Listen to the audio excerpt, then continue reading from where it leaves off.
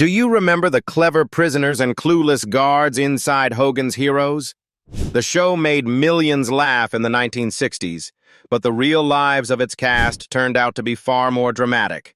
Some found great success, others disappeared from Hollywood, and a few faced heartbreaking endings. Today, we're revealing these actors' life, and you may not recognize some of them today. Bob Crane as Colonel Robert Hogan. Let's begin with Bob Crane, who played Colonel Robert Hogan, the brilliant mastermind guiding Allied prisoners in Hogan's Heroes. He was 37 years old when he became the strategic heart of the series, the clever officer leading daring missions and keeping the entire resistance network alive inside the camp. From the very beginning, Hogan was not just another character on television. He was the engine driving the entire story forward. Sadly, Bob Crane died on June 29, 1978, at the age of 49 after a brutal murder inside his apartment in Scottsdale, Arizona. He had been bludgeoned to death with a weapon investigators believed might have been a camera tripod, and an electrical cord was found tied around his neck. His funeral took place on July 5, 1978, at St. Paul the Apostle Catholic Church in Los Angeles, before he was laid to rest at Westwood Village Memorial Park Cemetery. Yet the road to that tragedy began years earlier. After the success of Hogan's Heroes faded, Crane struggled to recreate the same level of fame. His first marriage to Ann Terzian collapsed after years of tension and infidelity, ending shortly before he married his co-star, Sigrid Valdis.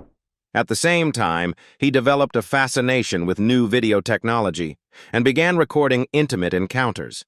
This secret lifestyle stunned many people after his death. Then the story took an even darker turn. Crane formed a close friendship with electronics salesman John Henry Carpenter, and the two often spent nights visiting bars and experimenting with home video equipment.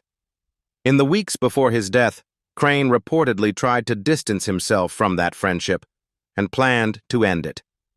On the afternoon of June 29, 1978, his co-star discovered his body in the apartment where he had been staying during a theater production in Arizona. Carpenter was later charged with the murder, but was acquitted due to lack of conclusive evidence. Even decades later, modern DNA testing failed to solve the case. The beloved star who once portrayed the clever hero of Stalag 13 ultimately became the center of one of Hollywood's most haunting unsolved crimes. Werner Klemperer as Colonel Wilhelm Klink. We have Werner Klemperer, who played Colonel Wilhelm Klink, the commandant of the prison camp in Hogan's Heroes. He was 45 years old when he became the comic obstacle of the series, the officer whose arrogance and confusion allowed Hogan's secret operations to succeed again and again. From the first episode, Klink stood at the center of the comedy, the authority figure everyone loved to watch fail. However, the life behind that famous character eventually reached a quiet ending. Werner Klemperer died on December 6, 2000 at the age of 80 after battling cancer. His death occurred at his home in Manhattan after years of continued work in theater and music narration. Following his passing, his body was cremated and his ashes were scattered at sea. Yet his story began with hardship long before television fame. Born in Germany to a famous musical family, Klemperer faced the rise of the Nazi regime during childhood. His family fled the country and rebuilt their lives in the United States after losing their home and stability. Years later, history delivered a strange twist. The refugee from Nazi Germany became famous for portraying a German officer on television. Klemperer agreed to the role only after making one clear demand. The character of Klink must always appear foolish and incapable of real success.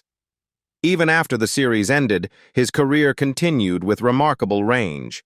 He returned to Broadway and gained critical praise for stage productions, including Cabaret. His personal life contained several marriages and divorces before stability finally arrived with actress Kim Hamilton. In later years, he remained active in theater, opera narration, and television appearances. The actor remembered for playing one of television's most ridiculous villains, ultimately carried a far deeper story. John Banner, as Sergeant Hans Schultz. Now turn to John Banner, who played Sergeant Hans Schultz, the gentle German guard inside Hogan's Heroes. He was 55 years old when he became the reluctant witness to the prisoners' underground operations. With his nervous humor and famous line, "I know nothing," Schultz became one of the most beloved and human characters in the entire series. John Banner died on January 28, 1973, at the age of 63 after suffering a burst abdominal aortic aneurysm while visiting friends in Vienna, Austria. His death came on the very day of his birthday, a tragic coincidence that stunned fans across the world. Yet behind that warm television presence stood a life filled with loss. Banner was born into a Jewish family and forced to flee Europe after Hitler rose to power, leaving behind a homeland that soon descended into unimaginable horror. Members of his family were murdered during the Holocaust, a tragedy that stayed with him for the rest of his life. The irony of his later career was almost unbearable. In America, his accent and appearance led him to portray Nazi officers again and again, even though the real Nazis had destroyed his family's world. After Hogan's Heroes, he attempted another sitcom, The Chicago Teddy Bears, but the series collapsed quickly, and his health had already begun to decline. And that is what makes his story so deeply moving. Off-screen, Banner lived a quieter life than many of his co-stars. His first marriage ended in divorce before he later found stability with his second wife, Christine. Even then, long work schedules and the lingering emotional weight of exile followed him into his later years. He also appeared in the film The Wicked Dreams of Paula Schultz, but no later role ever overshadowed the warmth he gave Sergeant Schultz. His estimated net worth stood around $2 million, yet his true legacy was something far more powerful. Robert Clary as Corporal Louis Lebeau. We have Robert Clary, who played Corporal Louis Lebeau, the brave French prisoner inside Hogan's Heroes. He was 39 years old when he became the emotional energy of the series, bringing warmth, humor, and courage to the group of prisoners working against the Nazis. Through Lebeau's quick thinking and fearless spirit, the show gained one of its most heart-driven characters. Robert Clary died on November 16, 2022, at the age of 96 at his home in Los Angeles. His passing marked the end of a remarkable life that stretched from unimaginable wartime suffering to decades of success in entertainment.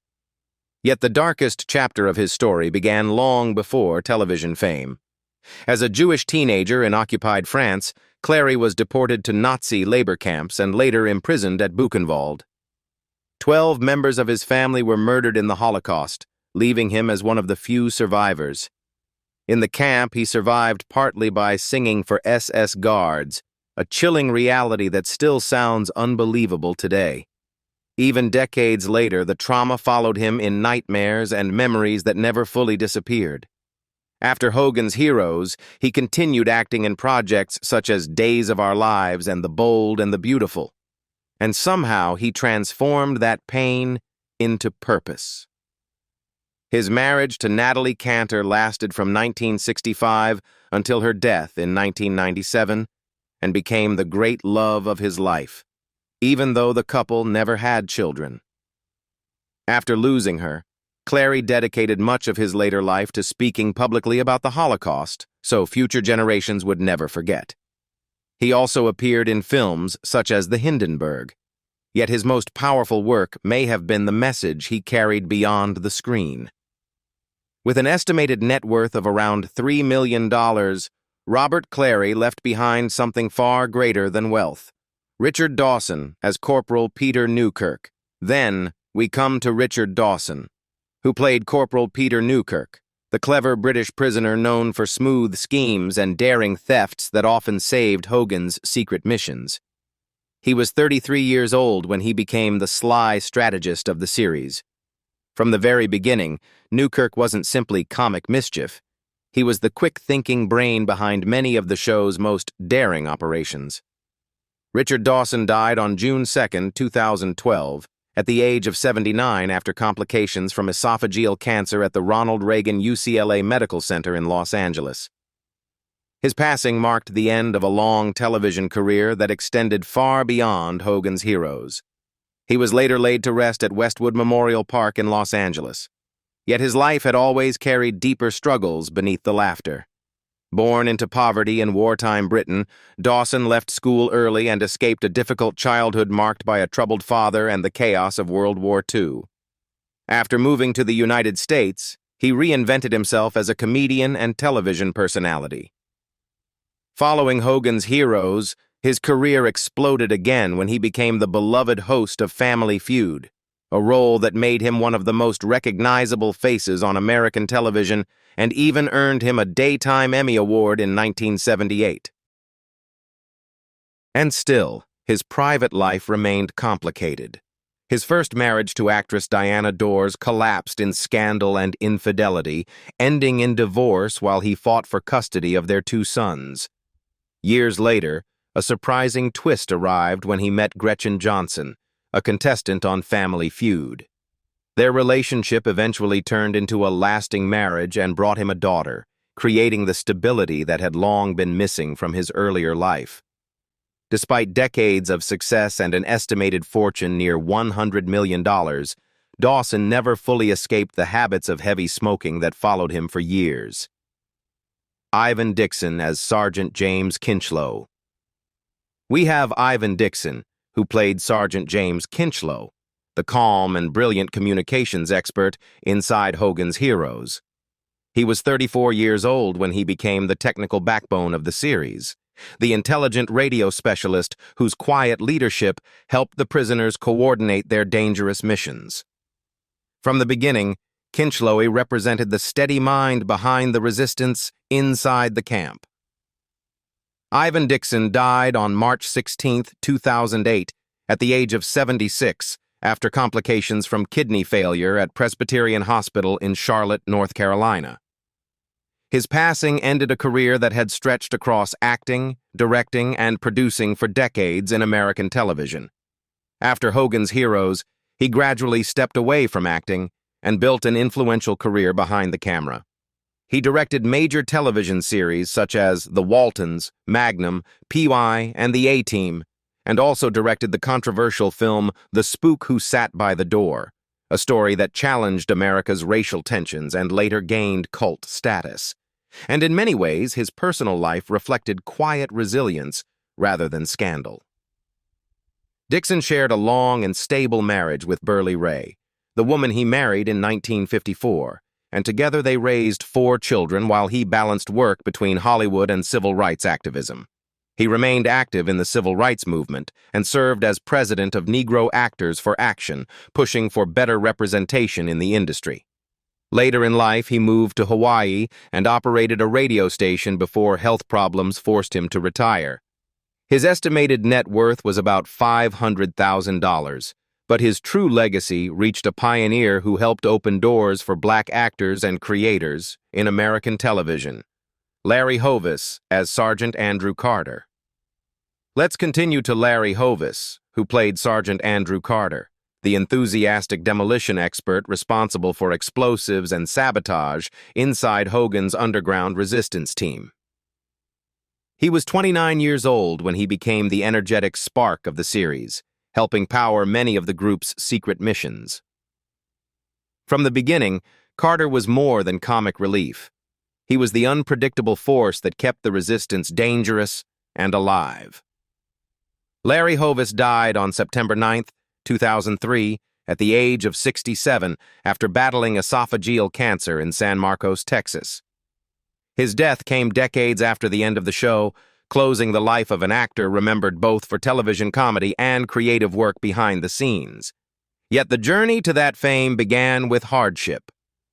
Growing up in a working-class family, Hovis faced financial struggles early in life and worked hard while nurturing a deep love for music and performance. During the years of Hogan's Heroes, he expanded his talents by writing scripts for television and contributing material to the groundbreaking comedy show Laugh-In. After the series ended, he continued appearing in shows such as The Doris Day Show and Alice, while also writing and producing projects behind the camera. Still, the most stable part of his life came from his family. Hovis shared a long marriage with his wife, Carol Ann Corrigan, and raised 4 children together, building a quieter life away from Hollywood's chaos. Later, he stepped into teaching, guiding drama students and sharing his experience with younger performers. His estimated net worth stood around $2 million, but the greater legacy he left a performer who rose from modest beginnings. Leon Askin as General Albert Burkhalter. Then we have Leon Askin, who played General Albert Burkhalter, the intimidating high-ranking officer inside Hogan's Heroes. He was 58 years old when he became the commanding presence of the series, the sharp-tongued general whose sudden inspections created some of the show's most tense and hilarious moments. From his first appearance, Burkhalter brought an air of danger and authority that changed the dynamic of every scene. Leon Askin died on June 3, 2005, at the age of 97 in Vienna, Austria, from natural causes. After spending most of his life working across Europe and the United States, he returned to his birthplace in his later years. His long life finally came full circle in the city where his story had first begun. Yet the beginning of that story had been filled with unimaginable suffering. Born into a Jewish family in Vienna, Askin became a target of the Nazi regime after Hitler's rise to power. In 1938, he was arrested and tortured by the Gestapo before managing to escape Austria. His parents were later murdered in Nazi concentration camps, a devastating loss that haunted him for the rest of his life. After reaching the United States, he rebuilt his career from nothing, eventually appearing in major productions including Billy Wilder's 1, 2, 3, and numerous Broadway performances before gaining worldwide recognition through Hogan's Heroes. Even after the show ended, Askin continued performing for decades on stage and television. His personal life, however, carried its own share of turbulence with multiple marriages and divorces before finding greater stability later in life with his final wife, Anita Witcher. Despite personal losses and the trauma of exile, he continued working well into old age, earning respect as both an actor and director on the stage. His estimated net worth stood around $1 million, yet the greater achievement of his life was survival itself. Howard Caine as Major Wolfgang Hochstetter. Howard Caine, who played Major Wolfgang Hochstetter, the intense Gestapo officer whose sudden visits to Stalag 13 often terrified Colonel Klink in Hogan's Heroes.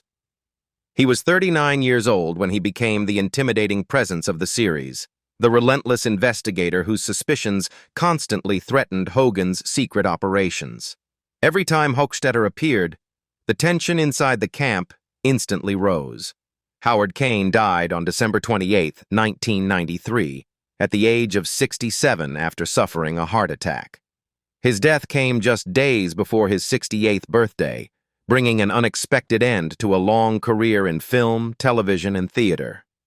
Yet, his life had been shaped by determination from the very beginning. Born Howard Cohen in Nashville, Tennessee, he grew up facing prejudice as part of a Jewish family in the American South.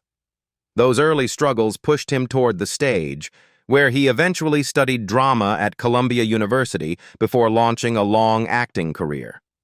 Then, he had already built a reputation in films such as Judgment at Nuremberg.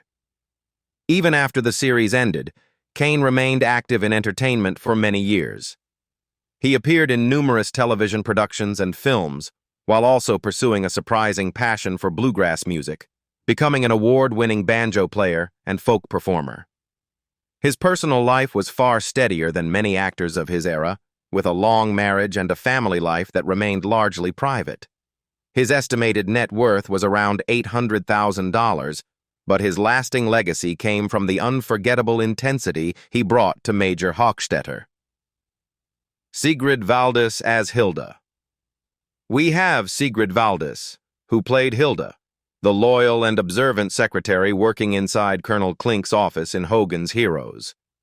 She was 31 years old when she became the sharp-eyed assistant positioned at the center of the camp's command office where secrets constantly passed. Her presence added a subtle tension to the story. Sigrid Valdis died on October 14, 2007, at the age of 72 after battling lung cancer in Anaheim, California.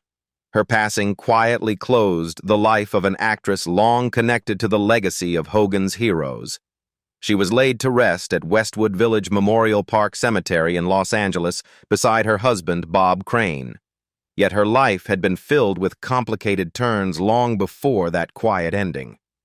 Born Patricia Olson in California, she entered entertainment early through modeling and small television roles before landing the role of Hilda, replacing another actress in the series. During the production of Hogan's Heroes, her life changed dramatically when she began a relationship with the show's star, Bob Caine. They married in 1970 on the set of the series, and soon after the birth of their son, she stepped away from acting, choosing family life instead of continuing a Hollywood career. But the happiness did not last.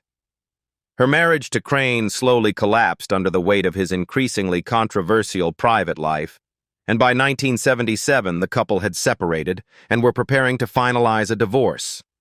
Then everything changed overnight when Caine was murdered in 1978 in a case that remains unsolved.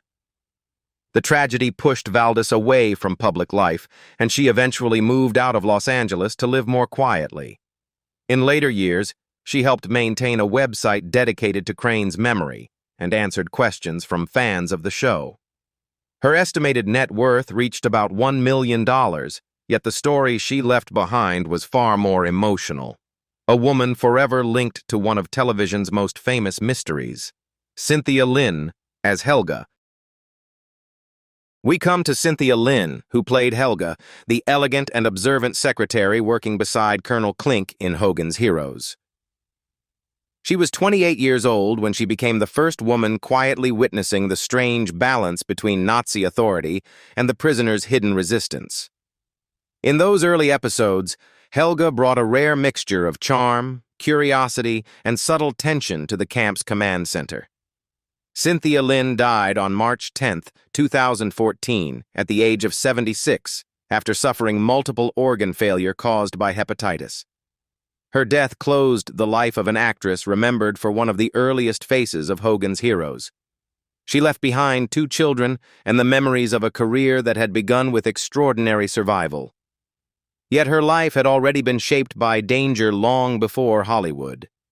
Born in Riga, Latvia, she was forced to flee with her mother during World War II after the Soviet occupation of her homeland. The escape across war-torn Europe eventually led them to the United States, a journey filled with fear and uncertainty. After settling in America, she entered the entertainment world as a model and actress, appearing in television series such as Mission Impossible, The Odd Couple, and The $6 Million Man. Her role as Helga brought her early recognition, and her personal life carried its own share of complicated stories. During the years around Hogan's Heroes, she was romantically linked to several famous figures, including Bob Caine and even Marlon Brando. Years later, her daughter publicly claimed that Brando was actually her biological father, a revelation that shocked many fans. In later life, Lynn stepped away from acting and wrote her autobiography, Escape to Freedom, reflecting on her childhood escape from war and the strange path that eventually led her to television fame. Her estimated net worth stood around $500,000, yet her story became part of one of television's most unforgettable wartime comedies. John Cedar as Corporal Karl Langenscheidt. John Cedar, who played Corporal Karl Langenscheidt, the nervous German guard stationed inside Stalag 13 in Hogan's Heroes. He was 35 years old when he became one of the uneasy soldiers patrolling the camp, a character whose uncertainty often made the prisoners' secret activities easier to hide. Through small but memorable appearances, Langenscheidt helped add another layer of tension and comedy inside the strange world of the prison camp. John Cedar died on April 14, 2011, at the age of 80 after battling leukemia at Providence Tarzana Medical Center in Los Angeles. His memorial service was held at Groman Eden Mortuary in Mission Hills, bringing together family, friends, and colleagues who remembered his long career in entertainment. Yet his journey had begun far from the lights of Hollywood. Born in New York to an immigrant family, Cedar grew up in modest circumstances and first discovered acting in high school theater productions. After serving in the U.S. military during the Korean War, he found steady work on television, appearing in series like Kojak, The Rockford Files, Matlock, and Murder, She Wrote. Behind the scenes, he also wrote and helped produce projects such as the horror film The Manitou, showing that his talents extended far beyond acting alone. But his life also carried quiet, personal challenges. Cedar shared a long marriage with his wife Barbara, and together they even ran a script typing business in Hollywood during the 1970s and 1980s, helping screenwriters prepare their work for studios. After her death, the loss deeply affected him, yet he continued teaching and mentoring younger actors in Los Angeles during his later years. His estimated net worth stood around $1 million. Bernard Fox as Colonel Rodney Crittenden. We have Bernard Fox, who played Colonel Rodney Crittenden, the well-meaning but hilariously incompetent British officer, mixing Hogan's carefully planned missions in Hogan's Heroes. He was 39 years old when he became the unpredictable visitor to Stalag 13. Whenever Crittenden appeared, chaos usually followed. Bernard Fox died on December 14, 2016, at the age of 89 after suffering heart failure at Valley Presbyterian Hospital in Van Nuys, California. His passing ended a remarkably long acting career that had stretched across film, television, and stage for more than half a century. Yet Fox had been part of the performing world almost from birth. Born in Wales into a family of stage actors, he grew up surrounded by theater and began appearing on stage and in film while still very young. His career paused during World War II when he served in the Royal Navy, an experience that exposed him to the harsh realities of war before he returned to acting. After Hogan's Heroes, he appeared in major films such as Titanic, 1997, where he portrayed Colonel Archibald Gracie, once again linking his career to historical drama. Unlike many performers of his era, Fox enjoyed a stable private life.